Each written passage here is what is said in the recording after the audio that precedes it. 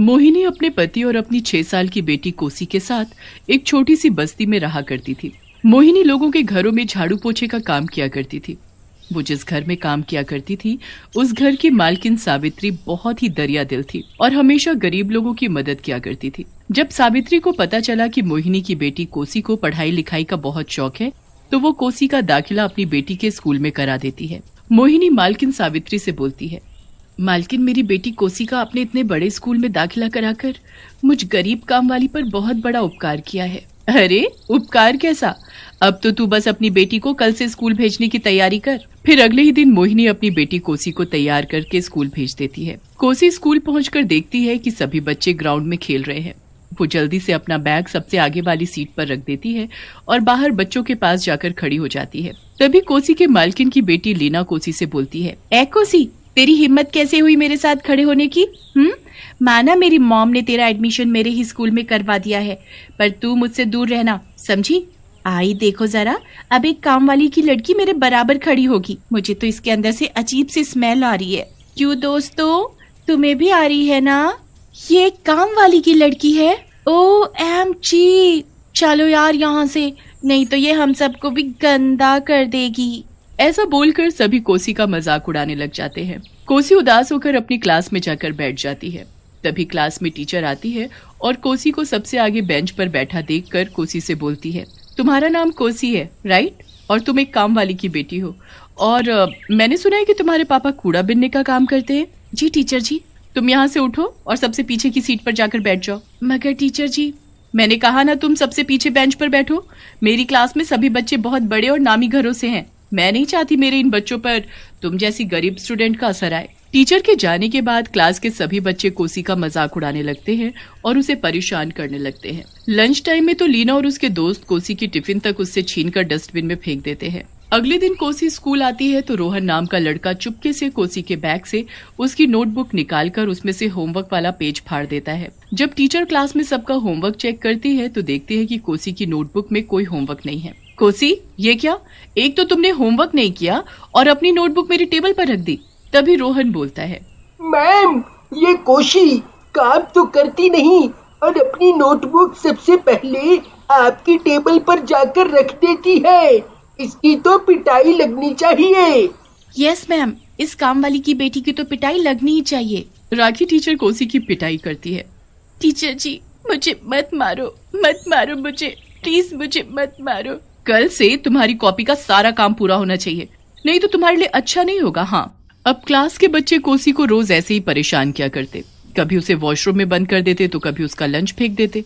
इन सब से परेशान होकर कोसी प्रिंसिपल के ऑफिस जाकर लीना और उसके दोस्तों की शिकायत प्रिंसिपल सर से करती है। प्रिंसिपल सर लीना और उसके दोस्तों को ऑफिस बुलाते हैं।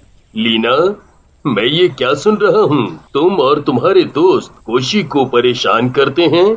ऐसा बोलकर वो सभी को बहुत डांट लगाते हैं। अगले ही दिन लीना और उसके दोस्त कोसी से बदला लेने की ठान लेते हैं। नेहा और रोहन, तुम तो जानते ही हो ना, इस स्कूल में एक पुराना स्टोर रूम है जहाँ कोई नहीं जानता। हम तीनों छुट्टी के समय कोशी को उसी स्टोर रूम में बंद करके चले जाएंगे। छुट्टी होते ही नेहा कोसी को किसी बहाने से अपने साथ स्टोर रूम में ले जाती है और उसे वहाँ बंद कर देती है। नेहा, ये तुम क्या कर रही हो? मुझे यहाँ से बाहर निकालो, यहाँ बहुत अंधेरा है, मुझे बहुत डर लग रहा है। नेहा प्लीज मुझे इस स्टोर रूम से बाहर निकालो। बहुत शौक था ना तुझे हम सबकी शिकायत प्रिंसिपल से लगाने का, ले अब भुगत उसका नतीजा, सड़ इस भूतिया स्टोर रूम में। नेहा ऐसा बोलकर हंसते हुए वहाँ से चली जाती है। कोई निकालो मुझे यहाँ से कोई दरवाजा खोलो, मुझे यहाँ बहुत डर लग रहा है प्लीज कोई तो मुझे इस स्टोर रूम से बाहर निकालो काफी देर तक चिल्लाने के बाद भी जब कोई नहीं आता तो कोसी को बहुत घबराहट होने लगती है और अचानक से वो जमीन पर गिर जाती है और कुछ ही देर में उसकी मौत हो जाती है। कोसी एक चुड़ैल बन जाती है और बोलती है, मैंने कभी किसी को कुछ नहीं कहा, पर इन लोगों ने मेरे साथ इतना बुरा किया कि मेरी मौत तक हो गई। अब मैं इन सब से अपनी मौत का बदला लेकर रहूंगी। अगले दिन सभी बच्चे स्कूल आते हैं कि तभी नेहा देखती है कि कोसी क्लास में सबसे आगे की बेंच पर बैठी हुई है। नेहा लीना और रोहन से बोलती है, अरे यार, ये कोसी क्लास में कहाँ से आ गई? इसे तो मैंने कल स्टोर रूम में बंद किया था।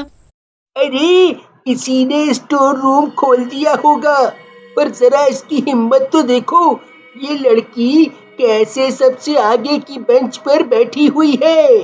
अरे इसे फर्स्ट बेंच पर बैठे रहने दो, राखी मैम खुद ही देख लेंगी इसे किसका क्या करना है।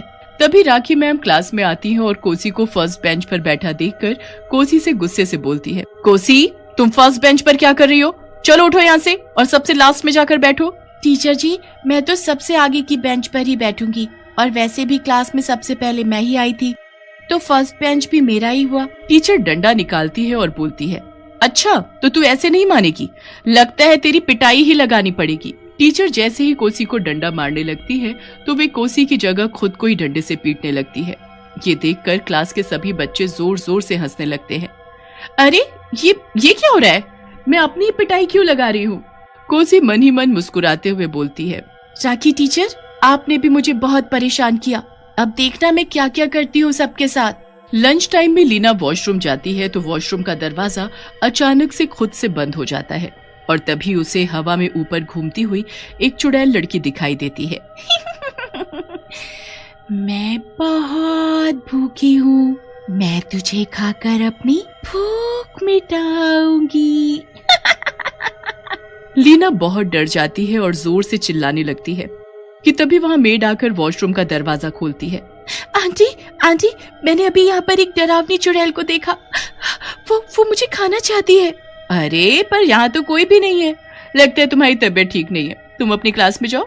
लंच टाइम में राखी टीचर अपना लंच बॉक्स खोलती है तो वो देखती है कि उनके बॉक्स में मरी हुई छिपकली है।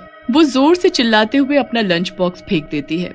हे भगवान आज ये मेरे साथ क्या हो रहा है? तभी राखी मैम को अपने आसपास किसी के होने का एहसास होता है। वो बहुत घबरा जाती है और पसीना पसीना हो जाती है। वो अपनी सीट से उठकर वॉशरूम जाती है और मुंह धोने लगती है कि तभी सामने शीशे में उन्हें अपनी शक्ल की जगह एक चुड़ैल दिखाई देती है। चुड़ैल? ये चुड़ैल मेरे पीछे क्यों पड़ी है? डंडे से बहुत पिटाई लगाई है आपने मेरी, अब मेरी बारी है। राखी मैम भागते हुए क्लास में जाती है। मैम क्या बात है, आप बहुत घबराए हुए लग रहे हो, क्या आपको भी कोई चुड़ैल दिखाई दी? तभी सभी बच्चे मैम को अपनी नोटबुक चेक करने के लिए देते हैं। कोसी ये क्या, तुम्हारी कॉपी में एक भी काम नहीं है? आज तो तुम्हारी खैर नहीं, तुम जब तक अपना काम पूरा नहीं कर लेती तब तक तुम घर नहीं जाओगी।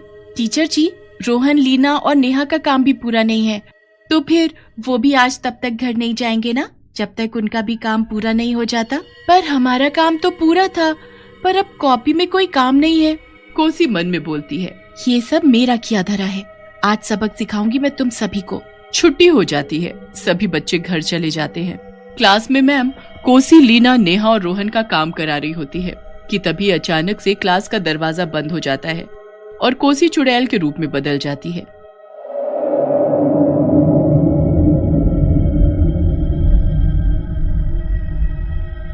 हे भगवान, ये कोसी चुड़ैल कैसे बन गई?